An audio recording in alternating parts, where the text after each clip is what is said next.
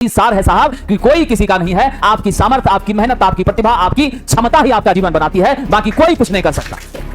समझे कि नहीं? चाहे आप किसी का भक्त हो जाइए, किसी का फैन हो जाइए, किसी का गुलाम हो जाइए, कुछ नहीं फर्क पड़ता है। वक्त आने पर सब मुंह मोड़ लेता है साहब। अकेले ही आपको संघर्षों को, मैदान को चीर के जीवन बनाना पड़ता है। समझे? जो समझ गए हैं अच्छी बात है, जो नहीं समझे ठोकर खाकर समझेंगे, भले वक्त लगेगा। आज के जमाने में साहब काले कोट वाले से डरने की जरूरत नहीं है। अगर बच के रहना है तो अपने दोस्तों से बच के रहना। समझे कि नहीं? स्वामी विवेकानंद जी ने कहा था, मुझे मेरे दोस्तों से बचाओ, मैं दुश्मनों से तो अकेले लड़ लूंगा। ये स्टेटमेंट आप लोगों को भी याद होगा, है कि नहीं है? इसीलिए आपका दोस्त कोई भी हो सकता है। समझे कि नहीं? पारिवारिक सदस्य भी हो सकता है, आपके साथ बैठने वाला भी हो सकता है, या दूर दराज भी कोई है तो भी हो सकता है। दोस्त कोई भी हो, उससे ही बचने की जरूरत है साहब। अगर उससे बच गए तो जीवन बदल जाएगा। उसके बाद जितना दोस्ती करना है करते रहिएगा। साहब ने समझा इस बात को, आत्मसात करने, आत्मचिंतन कर रहे हैं, अनुभव अपना बांटिएगा लोगों के बीच, ताकि बाकी लोगों में भी बदलाव हो, सुधार। ठीक है कि नहीं? आइए, इल्यूमिनेशन जो है साहब जी, आप जानते हैं क्या होता है। इसको ई से सूचित करते हैं, एफ बाय क्या होता है? ए। ये एफ आपका क्या है? ल्यूमिनस फ्लक्स है साहब। क्या है? ल्यूमिनस फ्लक्स है। इसी को आप ज्योति फ्लक्स कहते हैं। क्या कहते हैं? ज्योति फ्लक्स कहते हैं। और साहब जी ये ए मेरा क्या है? क्षेत्रफल है। समझ गए? सतह का क्षेत्रफल है। किसी सतह पर, किसी स्रोत से जो हमारी क्या होती हैं, ल्यूमेंस हमारे सतह पर जितनी प्राप्त होती हैं, वही ल्यूमेंस की प्राप्ति की घटना, मतलब आपका luminous with respect to area. क्या होता है साहब? Luminous with respect to area is called illumination. क्या कहते हैं साहब? इल्यूमिनेशन कहते हैं। यानी आप इसको फोर्स बटा एरिया नहीं कह दीजिएगा, इसको क्या कहिएगा? ल्यूमिनस फ्लक्स बटा साहब जी क्षेत्रफल। तो सरकार, ल्यूमिनस फ्लक्स के लिए आप क्या यूनिट लेते हैं? आप एफ को लिखते हैं साहब ल्यूमेन में। कैसे मापते हैं? ल्यूमेन में मापते हैं। और हमारा जो साहब एरिया है उसको मीटर स्क्वायर में मापते हैं, यानी वर्ग मीटर में साहब हम इसको मापने का काम करते हैं। तो हमारे ई का यूनिट जरा सा बता दीजिए, क्या हो जाएगा? ल्यूमेन प्रति मीटर स्क्वायर हो जाएगा साहब। यहीं से समझ लीजिएगा, एक ल्यूमेन प्रति मीटर स्क्वायर जो होता है उसी को हम क्या कहते हैं? एक लक्स कहते हैं। तो इस जगह पर आप या लक्स के रूप में भी इसको स्वीकार कर सकते हैं। यहीं से एक फॉर्मूला पंकज जी जरा जनरेट करिए। एफ बराबर क्या उत्पन्न करिएगा? ई इंटू ए हो जाएगा। क्या हो जाएगा? बराबर ई इंटू ए हो जाएगा। ई के लिए आप लिखे थे ल्यूमेन प्रति मीटर स्क्वायर, एरिया हो गया मीटर स्क्वायर, कट करके मेरा ल्यूमेन आ गया कि नहीं आ गया? फ्लक्स का एसआई मात्रक बिल्कुल मिल गया। यहीं से विद्यार्थी जी फॉर्मूला जनरेट कर लीजिए। जरा बताइए साहब, ए बराबर क्या हो जाएगा? एफ बटा ई हो जाएगा। ई ए बराबर एफ, तो ए बराबर नहीं होगा एफ बटा ई। ठीक है कि नहीं? यूनिट इसका क्या हो जाएगा? Meter square. तो जब जहां जैसी स्थिति बनती है उस हिसाब से आप काम करने का प्रयास करते हैं। चलिए आगे बढ़ते हैं साहब। अब आगे हम लोग एक और चर्चा कर लेते हैं। एक लक्ष्य तो आपने देख ही लिया हमारा क्या हो रहा था, एक ल्यूमेन प्रति मीटर स्क्वायर। अब सरकार इस इल्यूमिनेशन को मापते कैसे हैं? ध्यान रखिएगा, प्रदीप्ति को मापने वाला यंत्र, प्रदीप्ति को मापने वाला यंत्र क्या कहलाता है साहब? निश्चित रूप से यह क्या कहलाता है?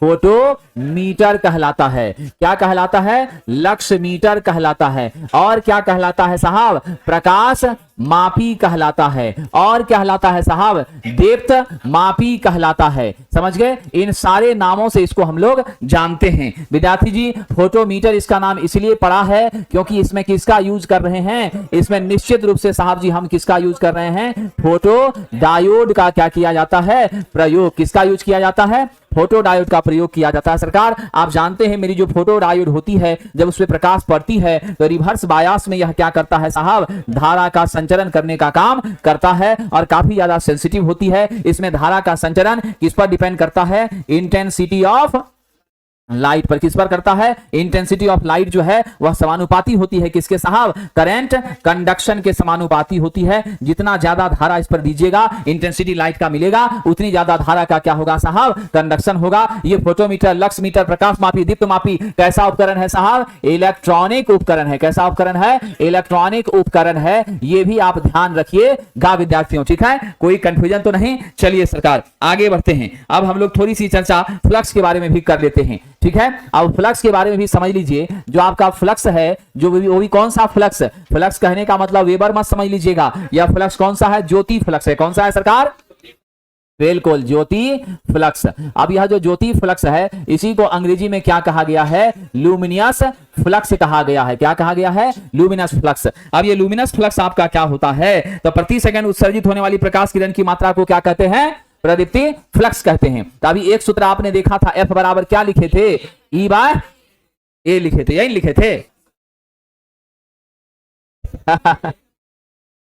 बताइए, तुरंत भूल गया विद्यार्थी। E बराबर F बाय A हुआ तो हम F बराबर क्या लिखेंगे, A इंटू A लिखेंगे, ठीक है कि नहीं। पहला तो ये आपका फॉर्मूला हो गया मेरा फ्लक्स का। दूसरा फॉर्मूला आप क्या जानते हैं, F बराबर I इंटू ओमेगा होता है, ये दूसरा फॉर्मूला है। यहां I क्या है साहब, ल्यूमिनस, बिल्कुल ल्यूमिनस इंटेंसिटी है आपका क्या I, और ओमेगा आपका क्या है, सॉलिड एंगल है कि प्लेन एंगल है, सॉलिड एंगल है। क्या है यह, सॉलिड एंगल है। सॉलिड एंगल कहां बनेगा, गोलीय सरफेस पर बनेगा। इसका मैक्सिमम एक्सटेंशन कितना होता है, 4 पाई होता है। यूनिट इसका क्या होता है, SR यानी स्टेरेडियन होता है। क्या होता है, स्टेरेडियन होता है। अब इसी को हम ऐसा लिख सकते हैं विद्वान साहब, क्या लिख सकते हैं, अभी आपने देखा F बराबर I ओमेगा, I हमने रहने दिया, ओमेगा के बदले हम 4 पाई कर सकते हैं। अगर हम मान लें I मेरी क्या है, 1 CP है, तो कितना मान हो जाएगा, जल्दी बताइए। F बराबर 4 पाई 12.57, यहां क्या लिखिएगा, सीपी कैंडल पावर, यानी क्या पता चला, एक ल्यूमेन बराबर 12.57 क्या होता है, सीपी होता है। याद रख लीजिएगा साहब, क्या होता है, 12.57 सीपी होता है। पढ़े लिखे विद्वानों, अब यहीं से थोड़ी चर्चा कर लेते हैं। एक ल्यूमेन बराबर कितना वाट होता है, 0.0016 वाट होता है। इसको भी आप याद रख लेंगे, कोई कंफ्यूजन तो नहीं सरकार। चलिए आगे बढ़ते हैं। अब हम लोग चले आते हैं साहब जी, लक्ष्य को तो आप देख ही लिए थे, है ना, यह जो फॉर्मूला था वो तो याद ही है ना। F बराबर अभी किए थे ना E इंटू ए, E बराबर किए थे ना F बाय A। तो ये सब में तो कोई चिंता ही नहीं है। एक लक्ष्य किसके बराबर होता है, एक ल्यूमेन प्रति मीटर स्क्वायर के किसके बराबर होता है, एक ल्यूमेन प्रति मीटर स्क्वायर के बराबर होता है। अब चलिए साहब जी, कैंडेला किसका मात्रक था, निश्चित रूप से आपके ल्यूमिनस इंटेंसिटी का। ल्यूमिनस इंटेंसिटी की बात हो रही है, ज्योति तीव्रता की बात हो रही है। इसे हम कैसे व्यक्त करते हैं साहब, आई से व्यक्त करते हैं। अब जल्दी से यहां आ जाइए विद्यार्थी जी, ठीक है, यहां जल्दी से आ जाइए। ल्यूमिनस इंटेंसिटी का एसआई मात्रक क्या होता है, इसका मात्रक होता है सीडी कैंडेला। जितने भी छात्र बेसिक साइंस इंजीनियरिंग ड्राइंग वाले हैं उन लोगों ने भी पढ़ा होगा। ल्यूमिनस इंटेंसिटी क्या है साहब, आपका फंडामेंटल यूनिट्स है। क्या है ये, फंडामेंटल यूनिट्स है। 7 फंडामेंटल यूनिट का ये क्या है, एक अंग है, समझिए कि नहीं। क्या है साहब, फंडामेंटल यूनिट्स है साथियों, और इन सब की मदद से हम लोग डिराइव यूनिट को निर्माण करने का काम करते हैं। ये फंडामेंटल मेरी क्या है, फिजिकल क्वांटिटी है। और इस ल्यूमिनस इंटेंसिटी को गणितीय रूप से कैसे व्यक्त करिएगा, अभी आपने फॉर्मूला लिखा था F बराबर I ओमेगा, यहां से I बराबर क्या हो जाएगा, F बाय ओमेगा हो जाएगा। यानी आपका क्या हो गया, ज्योति फ्लक्स प्रति सॉलिड एंगल, बता क्या हो गया आपका, ठोस कोण। तो इसी को आप लिख सकते हैं I बराबर F बाय 4 पाई, लिख सकते हैं कि नहीं लिख सकते हैं। अब इसका यूनिट क्या हो जाएगा, कैंडेला हो जाएगा। अब यहां से विद्यार्थी जी एक और छोटी बात को समझ लीजिएगा। हम अगर इसको लिखना चाहें 1 CP बराबर क्या होगा, तो F के बदले में क्या लिखिएगा, एक ल्यूमेन, और नीचे क्या करिएगा, 4 पाई स्टेरेडियन लिखिएगा ना। तो मेरा क्या मान हो गया, 1 CP बराबर 1/4 पाई ल्यूमेन प्रति स्टेरेडियन। यह किसके बराबर होता है, कैंडल पावर के बराबर होता है। तो हम इसको कैसे सूचित कर सकते हैं, आपका कैंडेला में तो ऐसा यूनिट होता ही है, और इसको हम लोग कैंडल पावर में भी क्या करते हैं, रिप्रेजेंट करने का काम करते हैं। ये ध्यान दीजिएगा, ठीक है। चलिए, क्या कोई कष्ट है पंकज जी, तो थोड़ा सा गाइड करते रहिएगा ना। चलिए आइए आगे बढ़ते। पुराने विद्यार्थी, मेहनती विद्यार्थी हैं। अब यहां से एक छोटी सी बात और समझने का प्रयास करिएगा। What we write here, 1 candle power अगर आपको दे दिया गया है तो हम क्या लिख सकते हैं, 1 candle power equal to 1 lumen, क्या होगा, स्टेरेडियन की प्रति स्टेरेडियन, बिल्कुल 1 ल्यूमेन पर एसआर हो जाएगा। तो 1 CP equal to, how we write, 1 CP equal to 1 lumen per steradian, ठीक है। तो कई बार आपकी यूनिट भी क्या होती है, पूछी जाती है, ये आप ध्यान देंगे, ठीक है। चलिए साहब, अब आगे बढ़ते हैं। आगे हमारी चर्चा किसके बारे में होगी, एक और छोटा सा रिलेशन होता है। 1 CP equal to how many watt, बता दीजिए, 0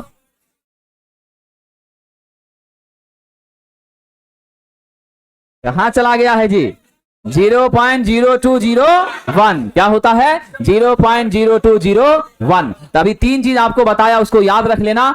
1 CP equal to how much, क्या बताया था, एक ल्यूमेन इक्वल टू 12.57 CP, एक ल्यूमेन इक्वल टू 0.0016 वाट। ये तीनों को आप क्या करेंगे, याद कर लेंगे और आपके पास ब्लू पेन ब्लैक पेन जो भी पेन हो उससे इसको कवर कर देंगे। यहां से प्रश्न की चांसेस बन रही है, एक क्वेश्चन आउट हो रहा है। ठीक है विद्यार्थी जी, चलिए हाँ चलिए आगे बढ़ते हैं। अब हम लोग थोड़ी सी चर्चा कर लेते हैं औसत क्षैतिज कैंडल पावर MSCP के बारे में। चलिए आगे बढ़ते हैं साहब।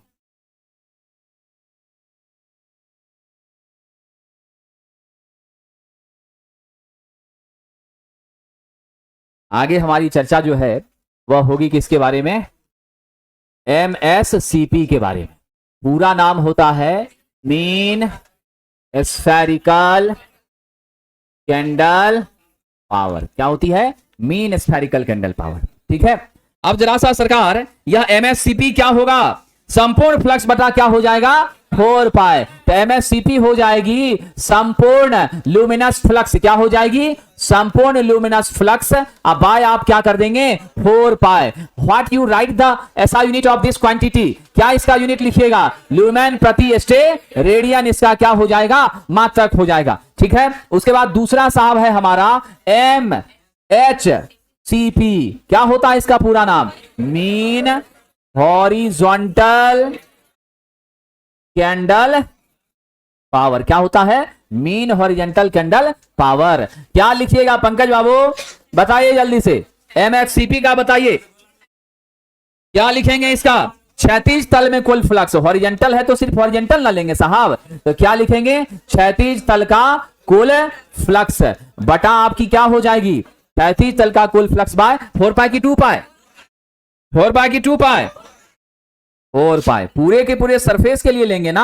आपकी जो लाइट अभी प्रकाश यहाँ पे लाइट जो जल रही है तो चारों तरफ रोशनी दे रही है कि नहीं दे रही है। हाँ ये जरूर है कि आपके राइट वाले वाल पे कम प्रकाश जा रहा है, लेफ्ट वाले पे कम जा रहा है, हो सकता है नीचे कम जा रहा है, ये एक अलग कंसीडरेशन है। लेकिन उस प्रकाश को आपको पूरे कमरे में लेफ्ट राइट अप डाउन हर डायरेक्शन में आपको प्रकाश को क्या करना है, इस्तेमाल करना। इसीलिए हमारा क्या हो जाएगा 4 पाई। साहब इसका भी यूनिट बता दीजिए क्या हो जाएगा, यह भी क्या होगी ल्यूमेन प्रति SR। अब एक और है, वह क्या हो जाएगा MSHCP, that means mean spherical, नहीं साहब यहां होगा नाम हो जाएगा MHSCP। क्या हो जाएगा MHSCP, मतलब है मीन हेमी स्फेरिकल। क्या होगा, mean hemispherical candle power, यानी ये अर्धगोला होता है। हेमी स्फेयर क्या होता है आपका, अर्धगोला होता है। अब अर्धगोले की जब बात करेंगे साहब तो यहां पर मुझे बता दीजिए इसका मैथमेटिकल आप क्या रिलेशन लिखेंगे, बताइए। बिल्कुल सही जवाब है सरकार, अर्धगोले में उत्पन्न फ्लक्स क्या होगा, अर्धगोले में उत्पन्न फ्लक्स बटा आप क्या कर दीजिएगा 2 पाई लुमेन प्रति स्टेरेडियन। एक छोटी सी चीज और आपके बीच हम आते हैं, जो बीच में आपके माइंड में था वह क्या था साहब, आपका एक प्लेन एंगल था, है ना, थीटा बराबर L बाय, यही ना हो रहा था। इसके लिए हम इसका यूनिट क्या होता था जी, रेडियन होता था। क्या होता था, रेडियन। और आप सब जानते हैं pi radian equal to how much electrical degree, 180 electrical degree होता था। क्या होता था, ये इलेक्ट्रिकल होता था। जरा आप मुझे बता दीजिए सरकार 2 पाई रेडियन बराबर कितना इलेक्ट्रिकल डिग्री, 2 पाई रेडियन बराबर कितना इलेक्ट्रिकल डिग्री। नहीं क्या मतलब ये सब अच्छा नहीं लगता, ठंड का मौसम है, ऊपर से आप लोग एक्सरसाइज करवा रहे हैं, बताइए 360 होगा ना, कंफर्म है। चलिए जब आप कह रहे हैं तो वही कानून होता है। 2 पाई रेडियन हम कह दिए बराबर कितना हो गया 360 इलेक्ट्रिकल डिग्री। Concept clear. अब चलिए साहब जी, अब हम यहां पर ध्यान देते हैं। दूसरा मेरा क्या है, सॉलिड एंगल। दूसरा आपका क्या है, सॉलिड एंगल। यह जो सॉलिड एंगल है इसमें मामला थोड़ा चेंज हो जाता है। सॉलिड एंगल कहां पर फॉर्म हो रहा है, कोन वाला आइसक्रीम आप लोग खाते होंगे, है कि नहीं, कोन वाला आइसक्रीम जो खाया था शंकु आकार का, जाड़े मौसम में ज्यादा बच्चे खाते हैं, 300-400 रुपया देता है एक, ठीक है कि नहीं, तो वो जो खाया जाता है, ठीक है, खाइए सर। सॉलिड, बिल्कुल अच्छी बात है।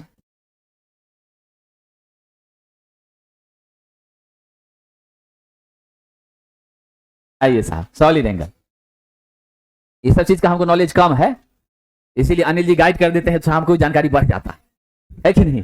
चलिए साहब, सॉलिड एंगल, यह जो सॉलिड एंगल है इसका यूनिट क्या होता है साहब, स्टेरेडियन। इसका मैक्सिमम एक्सटेंशन कितना हो जाएगा, प्लेन एंगल आपका 2 पाई रेडियन तक इसका मैक्सिमम क्या हो सकता है, फैलाव हो सकता है, एक्सटेंशन इसका हो सकता है, इसमें कोई शक नहीं है। आप जरा ध्यान रखिएगा, सॉलिड एंगल की जब हम चर्चा करते हैं तो विद्वानों जरा सा यहां पर ज्ञानवर्धन कीजिए। सॉलिड एंगल क्या हो जाता है, इसको हम कहते हैं ओमेगा से सूचित करते हैं, ठीक है, और 1 ओमेगा बराबर होता है ठोस गोले का क्षेत्रफल, क्या होता है, ठोस गोले का क्षेत्रफल, अब बटा क्या हो जाता है साहब, आपकी त्रिज्या का, बिल्कुल त्रिज्या का स्क्वायर, तो 4 पाई आर का स्क्वायर बटे आर स्क्वायर, तो क्या हो जाता है 4 पाई स्टेरेडियन हो जाता है, यानी इसका मैक्सिमम एक्सटेंशन कितना होता है, 4 पाई स्टेरेडियन होता है, ये ध्यान दीजिएगा, तो ये बड़ा इंपॉर्टेंट है साथियों। और एक छोटी सी चीज साहब जी आप और माइंड में लेके चलिएगा कि हमारा जो है सॉलिड एंगल और ये दोनों के बीच का एक छोटा सा रिलेशन होता है, और वह रिलेशन क्या होता है साहब, वह रिलेशन यहां होता है जैसा कि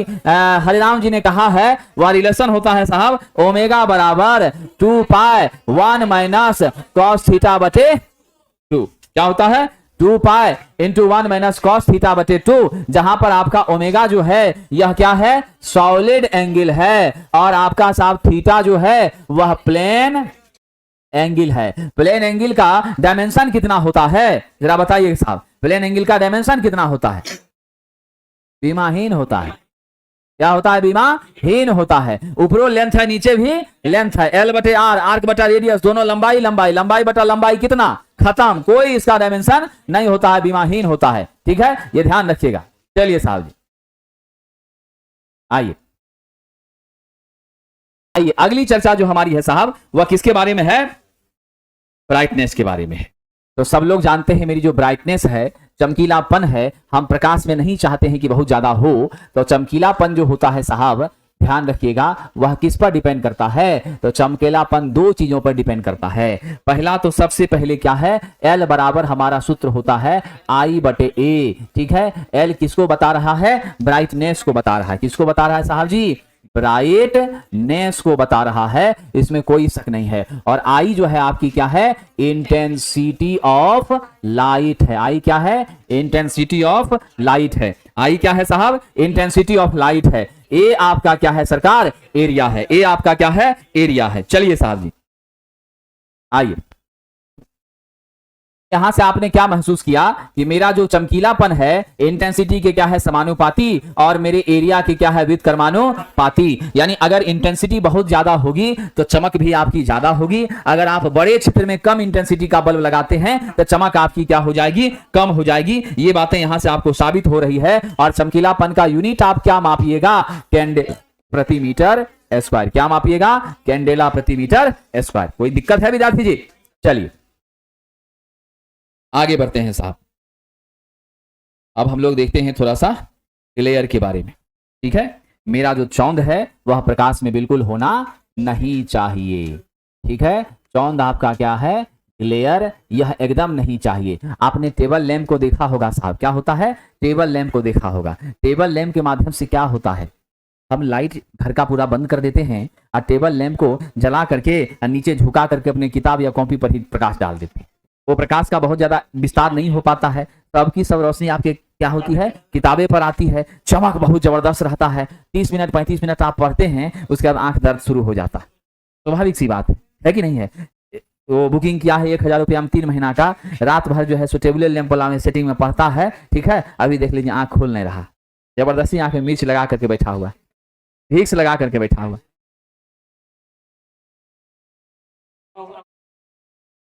समझे, लगाए हैं तो पूरा उपयोग कर लेते हैं, जब 24 घंटा की फैसिलिटी मिला है तो पूरा जबरदस्त है कि नहीं, निकाल लेते हैं आउटपुट होना भी चाहिए। खर्चा किया है तो क्या जी, अब 1000 की जगह 10,000 उससे खींच लेना है, समझे कि नहीं। आइए साहब, अच्छा लड़का है।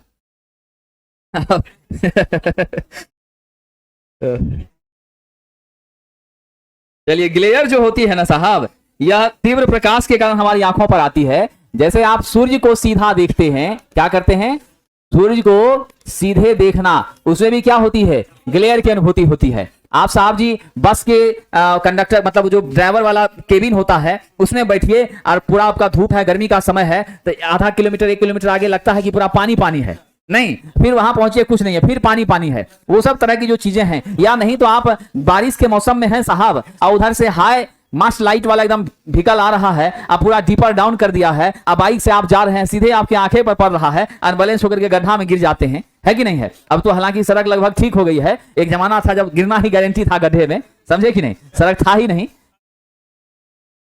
सारी बात अच्छी है, आपका जो आदेश है उसको तो हम पालन करेंगे ही, ठीक है कि नहीं, लेकिन हम अपना अनुभव बताते हैं, थोड़ा बहुत ज्ञान हमको भी जो मिला है, जो दुनिया में देखे हैं वह बता रहे हैं। हो सकता है आपके लिए असहज होगा तो आप निकल जाइएगा, सहज होगा तो 2 मिनट बर्दाश्त कर लीजिएगा, है कि नहीं है, नेचुरल सी बात है। चलिए, तो जब आपका हम बर्दाश्त कर लेते हैं तो आप भी 2 मिनट बर्दाश्त कर लीजिए, और जब नहीं सेटलमेंट होता है तो टहल लीजिए, और क्या कह सकते हैं। चलिए साहब, आइए, जीवन में एक बात को जो आजकल के नए जवान हैं वो नहीं समझ पाते हैं, वह सोचते हैं, आपने तो साहब जी दुनिया जितना भी देखा है भगवान जाने, ठीक है, लेकिन हमने भी जो दुनिया देखा है, जो अनुभव मुझे मिला है, उस अनुभव का यही सार है साहब कि कोई किसी का नहीं है, आपकी सामर्थ्य, आपकी मेहनत, आपकी प्रतिभा, आपकी क्षमता ही आपका जीवन बनाती है, बाकी कोई कुछ नहीं कर सकता, समझे कि नहीं। चाहे आप किसी का भक्त हो जाइए, किसी का फैन हो जाइए, किसी का गुलाम हो जाइए, कुछ नहीं फर्क पड़ता है, वक्त आने पर सब मुंह मोड़ लेता है साहब, अकेले ही आपको संघर्षों को, मैदान को चीर के जीवन बनाना पड़ता है, समझे। जो समझ गए हैं अच्छी बात है, जो नहीं समझे ठोकर खाकर समझेंगे, भले वक्त लगेगा, ये जान लीजिए। आइए सरकार, सूर्य को क्या करना, सीधे देखना, ये सब लगातार आप सूर्य को देख सकते हैं 5 मिनट तक, सवाल ही नहीं पैदा होता। तो हम कभी भी क्या चाहेंगे साहब, ग्लेयर अधिक जो है, क्यों ये ग्लेयर होता है, ये ग्लेयर होता है साहब अधिक किसके कारण, प्रदीप्ति के कारण, ठीक है, या हमारी क्या है, ज्योति तीव्रता है उसके कारण, किसके कारण साहब, अधिक आपकी क्या होती है, ज्योति तीव्रता है उसके कारण, इसके कारण आपकी क्या होती है, उत्पन्न होती है। और जानते हैं छोटे दृश्य क्षेत्र में क्या होता है, छोटे दृश्य क्षेत्र में आपका क्या होता है, ज्यादा चमक का होना, क्या होना, छोटे दृश्य क्षेत्र में ज्यादा चमक के होने से भी क्या होती है, आपकी साहब चौंध उत्पन्न होती है, चौंध प्राप्त होती है। अभी जो मैंने एग्जांपल दिया था टेबल लैंप का, वह क्या था, छोटे से दृश्य क्षेत्र में क्या हो रहा है, छोटे से दृश्य क्षेत्र में चमक बहुत ज्यादा है, ब्राइटनेस बहुत ज्यादा है, इसलिए ऐसा हो रहा है, इसमें कोई शक नहीं है।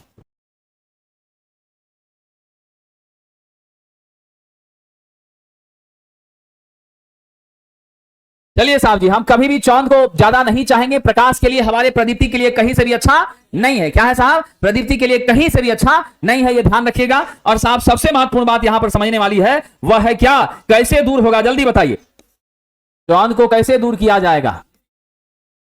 बिल्कुल साहब, इसे दूर करने हेतु क्या काम करेंगे, इसे दूर करने हेतु आप ध्यान दे दीजिएगा, हम करेंगे साहब 1 नंबर में, बताइए, दीवार और छत का पेंटिंग हल्के रंग का करेंगे। दीवार और छत की पेंटिंग कैसी होगी, बिल्कुल हल्के रंग की होगी। और सीलिंग में तो हमेशा हम क्या करते हैं, बिल्कुल साहब व्हाइट पेंट करते हैं, ताकि मेरा रिफ्लेक्शन बेहतर हो जाए और रोशनी मेरे कमरे में प्रॉपर हो। दूसरे नंबर पे साहब आप जो हैं चूज, दीवालों के कलर का चूज, रंग कॉम्बिनेशन क्या करेंगे, बेहतर करेंगे। तो सीधा एक छोटा सा शब्द लिख देता हूं, बेहतर रंग, क्या साहब, कलर कॉम्बिनेशन, अंग्रेजी में ही लिख देते हैं, आप लोग तो अंग्रेजी भी जानते हैं, है ना, बेहतर कलर कॉम्बिनेशन, जिसको मैचिंग कहा जाता है कि नहीं है, क्या होता है साहब, मैचिंग कहते हैं ना जी। जूता पहना है, कौन कंपनी का है जी, वो सब नॉर्मल का नहीं पहनता, 40,000 का जूते है, इसका सिग्नेचर का है। चलिए साहब, बेहतर एडिडास का है। फिर आपका साहब स्क्रीनिंग लाइट का प्रयोग करके, किसका प्रयोग करके, स्क्रीनिंग लाइट का प्रयोग करके। जानते हैं आप स्क्रीनिंग लाइट का प्रयोग कहां होता है, बिल्कुल सही कहा विद्यार्थी, फोटो खिंचाने में आप जाते हैं जब स्टूडियो में खिंचाने के लिए, छाता जैसा लगा रहता है, ऊपर से व्हाइट वाला कवर रहता है, तब आपका पूरा एकदम एक्चुअल फोटो देने के लिए, ठीक है कि नहीं। आजकल तो शादी विवाह फंक्शन में भी सबका यूज लोग करने लगा है, क्या विद्यार्थी जी?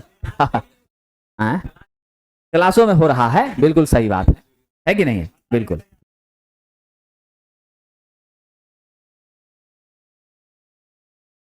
अब देखिए उसमें मेरा भाग अच्छा होगा तब ना वैसा दर्शन हो पाएगा वहां क्लास लेने का। हम लोग तो साधारण लोग हैं साहब, यही बहुत है, यही मौका मिला है, अपने आप को गर्व महसूस करते हैं। उस लायक शायद हम लोग नहीं है जो मान लीजिए वहां तक जा पाए, है कि नहीं? करते हैं साहब जी, अब चर्चा करते हैं थोड़ी सी छाया के बारे में। अब छाया आ गया, शैडो आ गया, तो रंग भी क्या हो गया?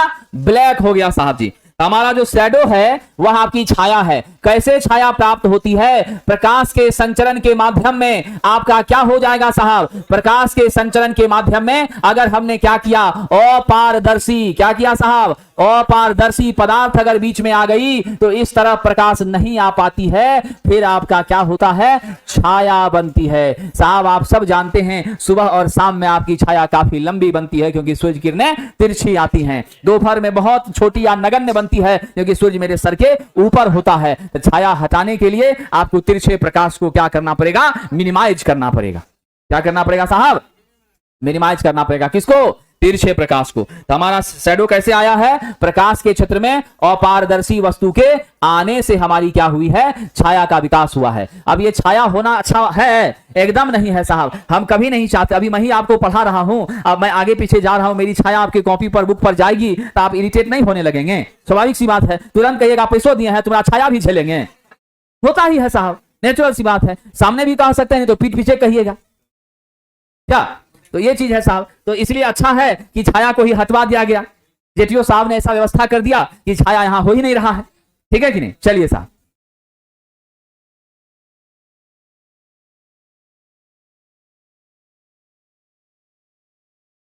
छाया को दूर कैसे कीजिएगा विद्यार्थी जी, बताइए जरा।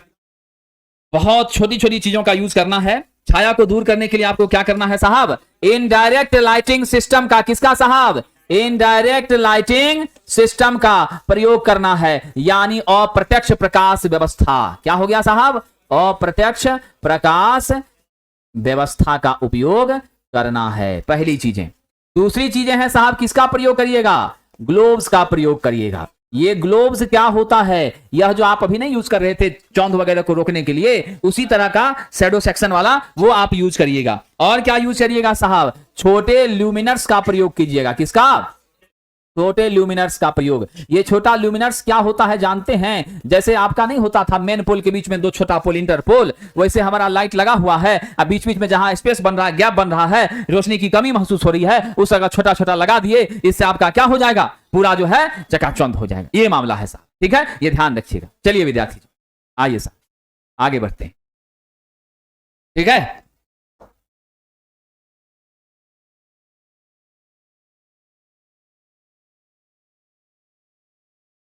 आगे देखते हैं सरकार। अब हम लोग आते हैं थोड़ा सा छोटे छोटे चीजों के बारे में। साहब जी आपने सुना होगा रिडक्शन फैक्टर के बारे में। किसके बारे में पढ़ा होगा? रिडक्शन फैक्टर के बारे में। जल्दी से आप ही लोग बताइए, लिख देंगे, जो बोलिएगा वही लिख देंगे। क्या होता है रिडक्शन फैक्टर? एमएससीपी बटे एफ से सूचित करते हैं। एमएससीपी बटे क्या होता है? एमएचसीपी होता है। एमएससीपी का पूरा नाम बताइए सरकार। Mean spherical candle power. आइए क्या हो गया? Mean horizontal candle power. Next आइए विद्यार्थी जी, रिफ्लेक्शन फैक्टर जो पूछ दिया था बीएसपीएससीएल, समझ गए क्या होता है? Reflection factor. इसके बारे में जरा बताइए, ये क्या होता है साहब? रिफ्लेक्शन फैक्टर का मान होता है परावर्तित बटे आपतित। क्या होती है? परावर्तित प्रकाश किरणें, है ना, क्या कहेंगे? परावर्तित प्रकाश बटे आपतित प्रकाश। विद्यार्थी आप सब तो काफी चीजों को पढ़ चुके हैं, आप जानते हैं आपतित सदैव क्या होगी? ज्यादा। परावर्तित नेचुरली कम होगी, क्योंकि रिफ्लेक्शन के दौरान कुछ ना कुछ अवशोषण जो है होगा ही होगा, भले माइनर हो लेकिन होगा ही होगा। इस आरएफ का मान जो है वह नेचुरली लेस देन क्या होता है? 1 होता है। इसका मान क्या होता है? लेस देन साहब 1 होता है, इसमें कोई शक नहीं है। सरकार हम रिफ्लेक्शन का भी बात कर रहे हैं, ठीक है। रिफ्लेक्शन परावर्तित बटे आपतित हो गई, आपतित ज्यादा है परावर्तित कम है, नीचे ज्यादा ऊपर कम, तो मान 1 से कम होगा कि नहीं होगा? स्वाभाविक सी बात है, ठीक है कि नहीं। सिमरिया चले गए थे गंगा जी देखने के लिए कैसे क्या बन रहा है, काम सही से हो रहा है कि नहीं हो रहा है, वहां जांच में चले गए थे लैब इंस्पेक्शन के लिए, ठीक है कि नहीं। चलिए आइए सरकार, नॉर्मली इसका मान कितना होता है? 0.6 से 0.8 के बीच हुआ करता है। अगर आप कंप्लीट 100% रिफ्लेक्टर वाला पर सरफेस डाल दीजिएगा तब तो अप्रोचेज टू 1 हो जाएगा, है कि नहीं है? क्या हो जाएगा? 1 के करीब हो जाएगा। आइए आगे बढ़ते हैं साहब, अगला देख लेते हैं हम लोग। नेक्स्ट जो है अब साहब जी होता है एब्जॉर्प्शन फैक्टर। क्या होता है? अवशोषण गुणक। क्या होता है? अवशोषण गुणक, एब्जॉर्प्शन फैक्टर। इसका जो है साहब जी गणितीय मान बता दीजिए क्या होता है? अवशोषित प्रकाश बटे क्या होता है? बिल्कुल, अवशोषित प्रकाश बटे आपतित प्रकाश। सरकार इसमें जरा बताइए, आपतित प्रकाश भी तो ज्यादा ही है, अवशोषण होगा तो 100% थोड़ी हो जाएगा, कुछ ना कुछ तो रिफ्लेक्ट करवे करेगा जरा सारा, है कि नहीं है? तो इसका भी मान क्या हो जाएगा साहब? लेस देन 1 हो जाएगा, इसमें कोई शक नहीं है। आगे बढ़िए विद्यार्थी जी, ठीक है। तो यानी नॉर्मली जो है इसका मान क्या होता है? स्वच्छ वातावरण के लिए ध्यान रखिएगा, स्वच्छ वातावरण है तब तो चलिए कोई दिक्कत नहीं है, स्वच्छ वातावरण के लिए 1 होता है। और अगर आपका फाउंड्री है, ईटा भट्ठा है, धूल धक्का एकदम उड़ रहा है, तो उसके लिए कितना हो जाता है? बिल्कुल साहब, फाउंड्रीज के लिए क्या होता है? 0.5 होता है, 0.5 होता है। कोई कष्ट तो नहीं इसमें। चलिए साहब आगे बढ़ते हैं, आगे ध्यान दे दीजिएगा। अब आगे चर्चा हो रही है ट्रांसमिशन फैक्टर के बारे में, पारेषण गुणांक के बारे में। यहां ट्रांसमिशन बिजली का नहीं है, यहां ट्रांसमिशन किसका है सरकार? प्रकाश का है, लाइट का है। यहां ट्रांसमिशन किसका है? प्रकाश का है, लाइट का है। तो ट्रांसमिशन फैक्टर का मान आप क्या लिखिएगा साहब जी? क्या होता है बताइए साहब? पारेषित प्रकाश मतलब जो लाइट भेज रहे हैं, क्या होता है? पारेषित प्रकाश। अब बटा क्या हो जाएगी? आपतित प्रकाश। यह उस तरह का सिचुएशन पर आएगा जब हमने क्या किया है, ऑफिस में डबल शीशा लगा दिया है और क्या किए, यहीं पर खाली बल्ब लगाए हैं। इससे शीशा से यहां से प्रकाश होते हुए इसमें भी रोशनी हो जाती है। इसमें स्टाफ बैठा हुआ है, इसमें मालिक बैठा हुआ है। क्या साहब? इसमें मालिक बैठा, तो मालिक गुलाम बल्ब जल के रोशनी हो रहा है। इसी रोशनी से शीशे का जब है सब कुछ, तो शीशा से शीशा, फिर शीशा से शीशा में रोशनी वहां पहुंच गया। अब हल्का कम में रोशनी है तो भाई स्टाफ है, हल्का कम में मैनेज करेगा, बहुत आंख जाएगा और क्या जाएगा, सैली थोड़े नहीं दे रहे हैं। अब ये है कि सैली तो मिल रहा है। तो ऐसी स्थिति में आपका क्या हो गया, यहां से जो यहाँ पहुंचा तो वही आपकी क्या है? ट्रांसमिशन है साहब। क्या है सरकार? ट्रांसमिशन है। अब इसी में विरोध कर देगा तो रोक देंगे, पेमेंटे रोक देंगे, है कि नहीं है? तब पेमेंटे रोक देंगे, उसी में रहना पड़ेगा इसको। ये आपकी क्या है साहब? यहां से जो प्रकाश यहां तक गई है तो यही आपका ट्रांसमिशन है। लेकिन आई जो है वो तो नेचुरली ज्यादा आई है। क्या हुई है साहब? जो आई है वो क्या हुई है? ज्यादा आई है। गई जो है तो उसमें कुछ ना कुछ क्या हुआ है? बिल्कुल साहब आपका खर्च हुआ है। तो इसका भी जरा सा साहेब बता दीजिए क्या हो जाएगा? बिल्कुल क्या हो सकता है? Less than 1। निश्चित रूप से यह भी क्या होगी? लेस देन 1 होगी। चलिए सरकार आगे बढ़ते हैं, आगे ध्यान देते हैं। अगला जो मेरा है वह है मेंटेनेंस फैक्टर, अनुरक्षण गुणांक। क्या होता है? अनुरक्षण गुणांक। अब जरा सा आप समझ लीजिएगा, यह अनुरक्षण गुणांक को बेहतर बनाने का मौका हमको मिलता है किस समय में? दिवाली के समय मिलता है, समझे कि नहीं? पुराना सब झाड़ झूड़ करके साफ सफाई होता है, पेंट उंट मान लीजिए सब किया जाता है। हम लोग तो साधारण लोग हैं तो मान लीजिए 6 साल पर 8 साल पर पेंट करवाते हैं साहब, तो सरकारी खर्च से 3 महीना आप करवा लिया करते हैं, उनका बातें अलग है कि नहीं है? तो अब यहां पर जो है साहब अनुरक्षण गुणांक क्या होती है, इसके बारे में जरा बताइएगा। क्या होता है साहब? अनुरक्षण गुणांक होता है आपका सामान्य, क्या होता है? सामान्य कार्य स्थिति में, नॉर्मल डे में, सामान्य कार्य स्थिति में प्रदीप्ति, भले गंदा है कि आपका साफ है, उस सबसे टेंशन नहीं लेना है। अब बटा क्या हो जाएगा? प्रत्येक वस्तु के, यानी पूर्ण स्वच्छ स्थिति में प्रदीप्ति।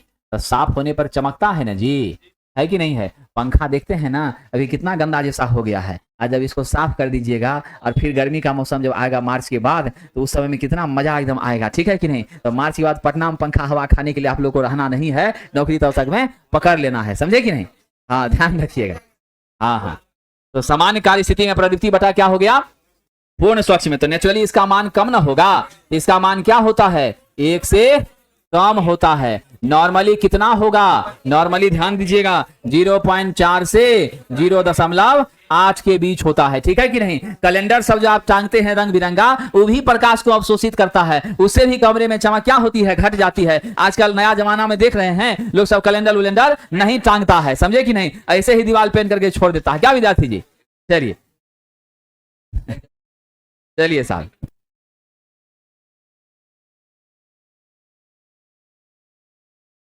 आपके पास आ गया मेंटेनेंस फैक्टर।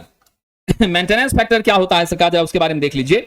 मेरा जो है ये तो मेंटेनेंस फैक्टर था एमएफ, अब आपका डेप्रिसिएशन फैक्टर है, क्या है साहब, अवपात गुणांक। क्या होता है, अवपात गुणांक होता है। ये अवपात गुणांक जो होती है 1 बाय मेंटेनेंस फैक्टर एमएफ होती है, यानी यही आपका क्या हो जाएगा, पलट जाएगा। यानी पूर्ण स्वच्छ स्थिति में क्या होगा, पूर्ण स्वच्छ स्थिति में प्रदीप्ति, अब बटा आपका क्या हो जाएगा साहब, सामान्य कार्य स्थिति में प्रदीप्ति, या स्वच्छ नहीं हो तब प्रदीप्ति, सामान्य कार्य स्थिति में प्रदीप्ति। ये आपकी क्या होती है, अवपात गुणांक होती है, डेप्रिसिएशन फैक्टर होती है, डीएफ से इसको सूचित करते हैं। अगला साहब जी आ जाइए बीम फैक्टर। आप जल्दी से बताइएगा क्या होता है बीम फैक्टर, किरणावली गुणक बीम फैक्टर कैसे सूचित करेंगे। यह होता है साहब जी किरण पुंज, क्या होता है, किरण पुंज, अब बटा आपकी क्या हो जाएगी सरकार, आपका किरण पुंज, अब बटा ध्यान दे दीजिए आपकी क्या हो जाएगी, लैंप ल्यूमेन। तो लैंप से कितना ल्यूमेन उत्सर्जित हुआ है और कितनी किरण पुंज है, इसका भी मान क्या होता है 0.3 से लेकर 0.6 के बीच होता है। क्या होता है, 0.3 से 0.6 के बीच होता है। नेक्स्ट साहब जी आ जाइए, आपका अगला क्या है, वेस्ट लाइट फैक्टर। क्या है, अपव्यय प्रकाश कारक। क्या कहते हैं इसको, अपव्यय प्रकाश कारक, यानी आपकी प्रकाश की बर्बादी जो हो रही है उसका कौन मुख्य रूप से जिम्मेवार है। तो साहब आप जानते हैं हम लोग जो मूर्ति वगैरह का स्ट्रक्चर बनाते हैं, समझे कि नहीं, तो उस सब पर जो प्रकाश आपतित होती है तो सभी स्ट्रक्चर में सॉलिडली तो नहीं रिफ्लेक्ट हो पाती है, सबका डिजाइन अलग अलग रहता है, उसमें भी प्रकाश की कहीं कहीं क्या होती है, बर्बादी हो जाती है। तो सैद्धांतिक रूप से आप ध्यान रख लीजिएगा, आयताकार अगर हमारा क्या है साहब, आयताकार अगर क्या है साहब सतह है, तो आयताकार सतह के लिए इसका मान कितना होता है, 1.2 होता है। और यही मान जो है मूर्ति के लिए, स्मारक के लिए, ठीक है, हमारा क्या हो जाता है, जो भी सजावटी जगह है उसके लिए 1.5 हो जाता है। कितना हो जाता है, 1.5। बस यही क्वेश्चन में पूछा जाता है नॉर्मली कि वेस्ट लाइट फैक्टर जो है वह मेरा आयताकार अगर सरफेस है तो कितना होगा, कम होगा, अब मूर्ति स्मारक है तो क्या हो जाएगा, मान इसका बढ़ जाएगा। अब विद्यार्थी जी यहां से एक और छोटी सी चीज को समझिए। अब यहां से हम एक चीज समझ लेते हैं, उपयोगिता गुणांक। क्या समझते हैं, उपयोगिता गुणांक, यूटिलाइजेशन फैक्टर, यूएफ से इसको सूचित कर रहे हैं। विद्वान साहब क्या होती है उपयोगिता गुणांक, इसका मान होता है कुल लूमेन, ठीक है, अब बटा क्या दे दीजिएगा, लैंप द्वारा आपका साहब जी उत्सर्जित लूमेन। अब यहां पर एक चीज और जोड़ना पड़ेगा, टोटल लूमेन कहां पर आया है साहब, कार्य स्थल पर। तो मतलब हमने जितना लूमेन पाया है और जितना उत्सर्जित हुआ है उसी का रेशियो क्या होता है, यूटिलाइजेशन फैक्टर होता है। उत्सर्जित तो नेचुरल है कि ज्यादा होगा और जो आएगा वो कम वर्ग स्थल पर आएगा, या आपने यूज क्या करना है, कम करेंगे। तो नॉर्मली इसका भी मान क्या होता है, लेस देन 1 होता है। कुछ यहाँ पे फिगर दिया गया है, क्या दिया गया है साहब, 0.4 से लेकर 0.6 के बीच होता है। लेकिन अगर आपने कौन सा व्यवस्था यूज किया है, प्रकाश कौन सा व्यवस्था यूज किया है, डायरेक्ट लाइटिंग की व्यवस्था आपने यदि यूज की है, तब आपका क्या हो रहा है, 0.4 से 0.6 हो रहा है। और आपका साहब 0.1 से लेकर के 0.5 के बीच होता है जब आप कौन सा करते हैं, इनडायरेक्ट लाइटिंग करते हैं। उसमें तो आप फैशनेबल ना व्यवस्था किए हैं जी, उसमें थोड़ी ना आप जो है पढ़ने के लिए कर रहे हो, तो डिजाइनदार व्यवस्था है, इंटीरियर डेकोरेशन की व्यवस्था है, समझे कि नहीं। बड़ा बड़ा होटल समय आप लोग जाते होंगे, वहां पर जो है इनडायरेक्ट लाइटिंग की अरेंजमेंट रहती है, समझे कि नहीं। चलिए साहब आगे बढ़ते हैं।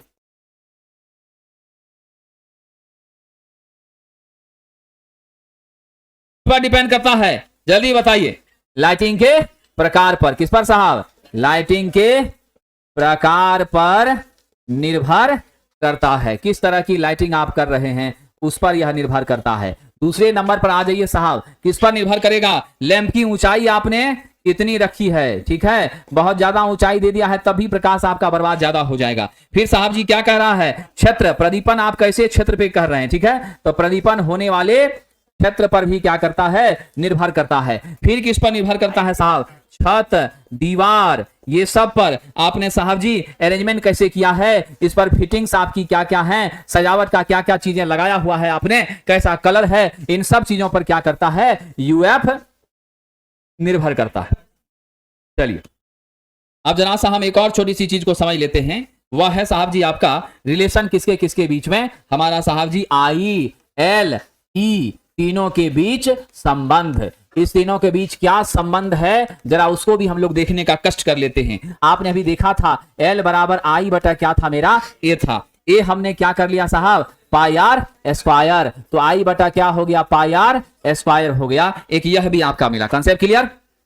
ई बराबर आप क्या कर रहे थे, एफ बाय ए कर रहे थे, तो आप यहां एक काम लिख सकते हैं, आप यहां पर एफ के बदले आई यहां ओमेगा बटा ए कर सकते हैं, कोई दिक्कत, यहां ऊपर में आइए रहने दीजिए और नीचे आप पाई आर स्क्वायर कर दीजिए। नहीं, नीचे क्या हो जाएगा, सर्कुलर है, गोलीय क्षेत्र है ना, तो 4 पाई आर स्क्वायर कर दीजिए और इसके बदले क्या कर दीजिए 4 पाई, तो 4 पाई कट गया, क्या बचा आई बाय आर स्क्वायर हो गया, किसके बदले में, ई के बदले में। ठीक है, अब ई के बदले में आई आर स्क्वायर आ गया और आपने यहां से ध्यान दीजिएगा साहब, अब आप क्या लिख सकते हैं, पाई एल। कहिए कैसे लिखिएगा पाई एल, तो ई बराबर आपने लिखा है आई बटा ए, लिखा है ना जी, ठीक है, और हमारा जो ए है और आपका ई बराबर क्या मिला है, आई बाय आर का स्क्वायर एक निकला है, तो ई बराबर हमने आई बटा लिख दिया है ए, और हमारा जो है रिलेशन यहां से एल का मान क्या होता है, आई बटा ए। नहीं तो हम लोग इस आई बटा आर स्क्वायर के बिहाफ में हम ऐसा कर सकते हैं, ध्यान दीजिएगा, ई बराबर जो पाई आर लिखा गया वो कैसे लिखा गया, तो एल का मान है आपका आई बाय पाई आर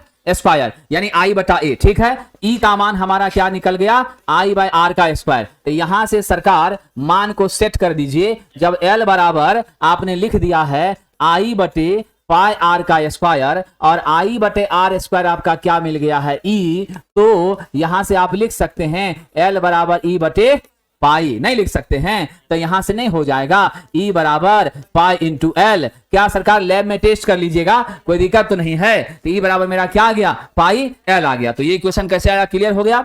चलिए दूसरा संबंध देख लीजिए, जब आप यहां से निकाल चुके हैं ई बराबर आई बटे आर स्क्वायर, तो यहीं से आपका नहीं हो जाएगा, क्या हो जाएगा, एक तो ये रिलेशन आप निकाल लिए और दूसरा रिलेशन वहां से देख लीजिए एल बराबर ई बटे पाई, नहीं हो जाएगा, है कि नहीं है, तो सबके बीच का संबंध आपको आइडिया लग गया। तो यानी आप यहां से क्या क्या जान गए, एल बराबर आई बटा ए भी होता है।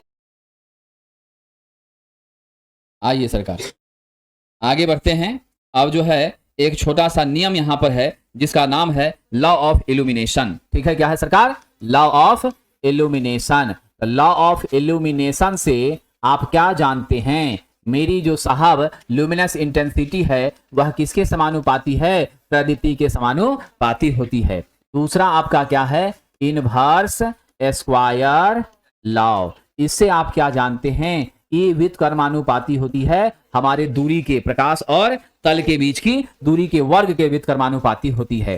तीसरा आपका क्या होता है साहब, लैम्बर्ट्स कोसाइन लॉ, क्या होता है, लैम्बर्ट्स कोसाइन लॉ। ये क्या कहता है, मेरी ई समानुपाती किसके होती है, कॉस थीटा कॉस फाई कह लीजिए उसकी होती है, ठीक है। अब इस तीनों को जब हम जोड़ दें तो मेरा फाइनल वैल्यू क्या हो जाएगा, ई बराबर आई कॉस फाई बटे डी का स्क्वायर, क्या हो जाएगा, आई कॉस फाई बटा डी का स्क्वायर। यहां डी क्या है साहब, यहां डी जो है प्रकाश स्रोत से तल की दूरी है, ठीक है।